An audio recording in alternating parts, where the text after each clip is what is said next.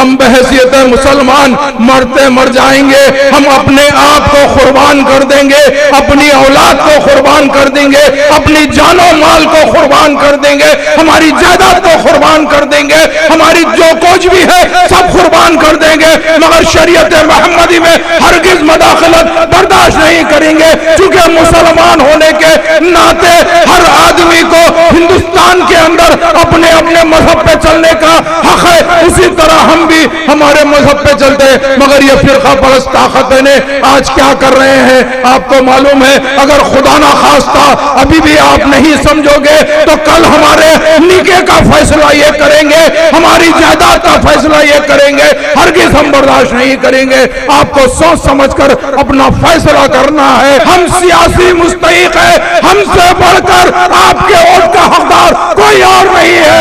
आपको अपना एक एक कीमती वोट मजलिस के हक में देना है और यह बता देना है, यह बताना है अवैसी साहब हम आपको मायूस नहीं करेंगे। आज फिरका परस्त ताकतें क्या सोच रही है, यही सोच रही है कि कोई मुस्लिम लीडर ना बने जो दलितों की आवाज, मजबूरों की आवाज बने। अगर खुदा ना खास्ता अब की बार अगर आप मायूस करेंगे तो आने वाले 50 साल तक कोई गुजरात नहीं आएगा। अस्सलाम वालेकुम वरहमतुल्लाहि वबरकातुहू।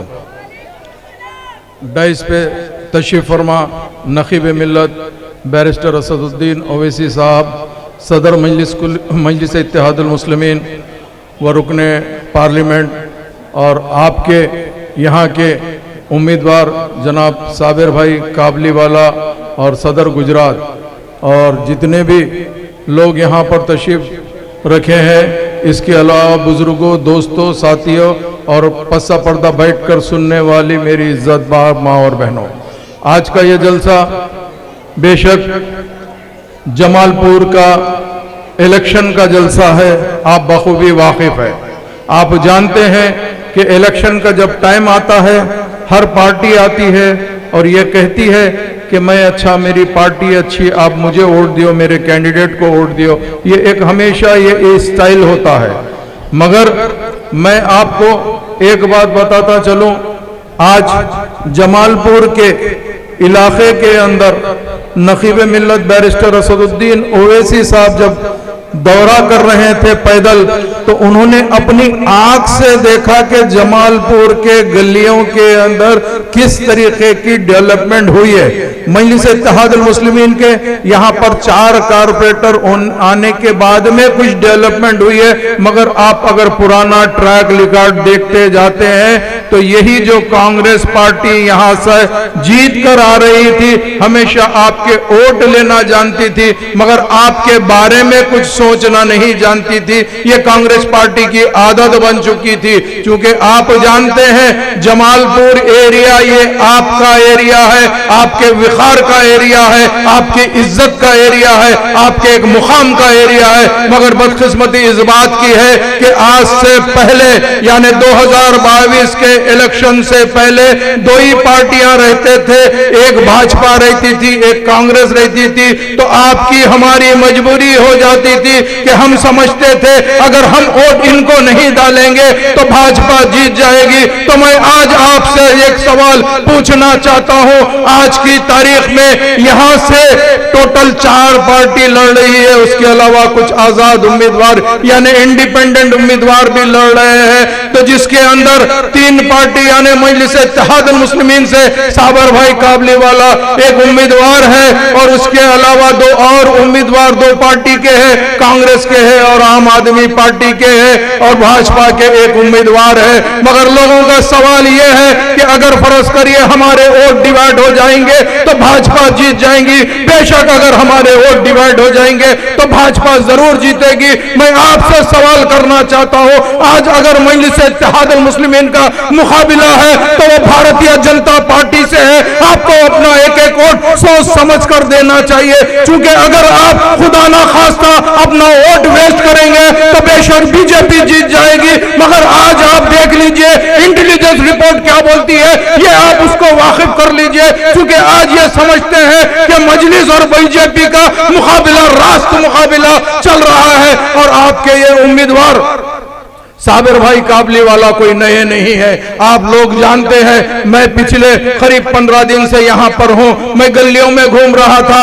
आज भी काफी देर काफी हमारे भाइयों और बहनों से मेरी पर्सनल मुलाकात हुई तो मुझे पता चला कि साबिर भाई का जो लोगों का मोहब्बत है, जो काम करने का अंदाज है, आपका एमएलए पिछले 5 साल से एक काम भी नहीं करा। क्या आप भूल सकते हैं कि साबिर भाई एमएलए नहीं थे मगर आप के बीच में रहते थे, आपकी हर परेशानी में रहते थे। कोविड का जब टाइम आया तो सब भाग रहे थे मगर साबिर भाई अपनी जान को जोखिम में डालकर आपके दरमियान में ठहरे हुए थे। तो आपको जानना चाहिए, सोच समझकर फैसला करना चाहिए। तो मैं आपसे एक बार अपील करना चाहता हूं, आपका एक एक वोट मजलिस के हक में देना है। मजलिस का निशान पतंग है।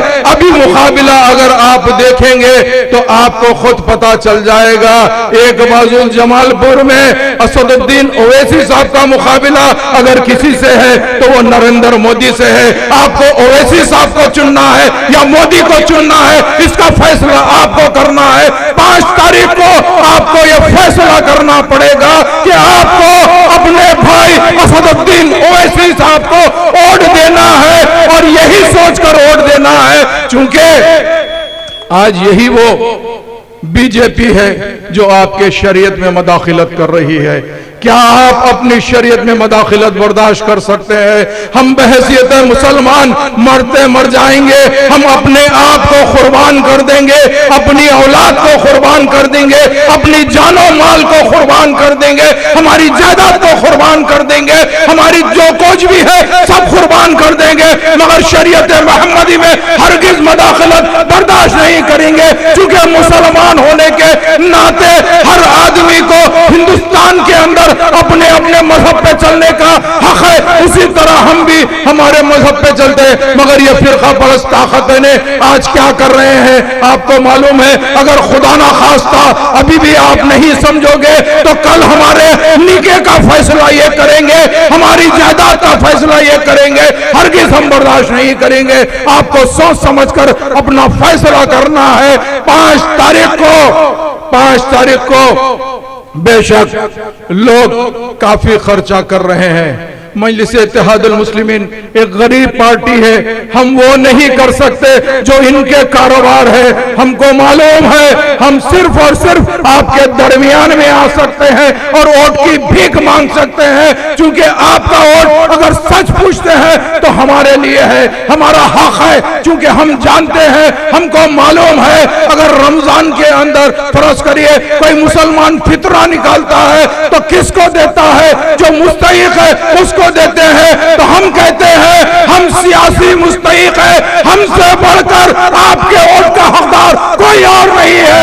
आपको अपना एक एक कीमती वोट मजलिस के हक में देना है और यह बता देना है, यह बताना है ओवैसी साहब हम आपको मायूस नहीं करेंगे। आज फिरका परस्त ताकतें क्या सोच रही है? यही सोच रही है कि कोई मुस्लिम लीडर ना बने जो दलितों की आवाज, मजबूरों की आवाज बने। अगर खुदा ना खास्ता अब की बार अगर आप मायूस करेंगे तो आने वाले 50 साल तक कोई गुजरात नहीं आएगा। यही सोचेगा हमने ओवैसी साहब को भिजा दिया। नाउज़ बिल्लाह, अल्लाह की से हमको उम्मीद है और अल्लाह पे हमको भरोसा है। एक वक्त आएगा यही गुजरात की जमालपुर की सरजमीन बोलेगी हाँ हाँ ओवैसी साहब आप आराम से जाइए। 5 तारीख को हमारा एक एक वोट मजलिस के हक में रहेगा।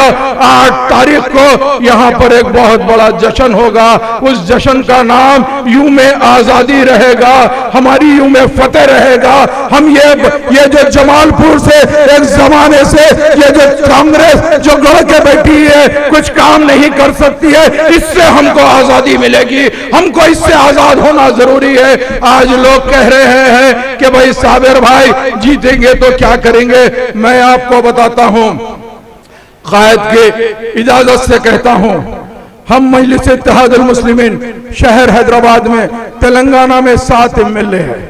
हम 7 एमएलए हैं, मगर अल्लाह का इतना बड़ा करम है कि हमारे बगैर कोई आवाज नहीं उठ सकती। आज हम हमारी बच्ची जो गरीब बच्ची है उसकी अगर शादी होती है तो यही हमारे सदर साहब की नुमाइंदगी के ऊपर तेलंगाना गवर्नमेंट ने शादी मुबारक स्कीम निकाली है। उसके अंदर 1,116 रुपये एमएलए के हाथ से चक दिया जाता है। आप हो ना तो निकाल कर सोशल मीडिया पे देख लीजिए, ये किसकी तरफ से है? ये आपकी ताकत की तरफ से है। इसके अलावा हमारे जो बेवा बहन होते हैं या हमारे बुजुर्ग जो 57 साल के हो जाते हैं उनको 2016 रुपये महाना वजीफा दिया जाता है।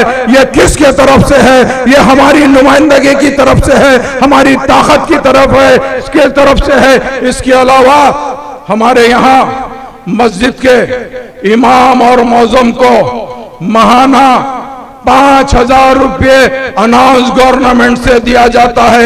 यही नखीब मिल्लत और हबीब मिल्लत की नुमाइंदगी पे हर महाना 5,000 रुपये हमारे भाई जो मौज़म और इमाम है उनको दिया जाता है। इसके अलावा हमारे बच्चे अगर पढ़ना चाहते हैं तो 206 school Telangana minority residential school चालू हुए हैं, वो भी मजलिस की नुमाइंदगी की तरफ से आपके बच्चे को तालीम फ्री दी जाती है, वहां रखा जाता है, खाना दिया जाता है, सब कुछ। इसके अलावा हमने हर जगह ना सिर्फ आपकी नुमाइंदगी करते हैं बल्कि यहाँ पे तेलंगाना के अंदर आपको केजी से पीजी तक फ्री एजुकेशन गवर्नमेंट से दिया जाता है।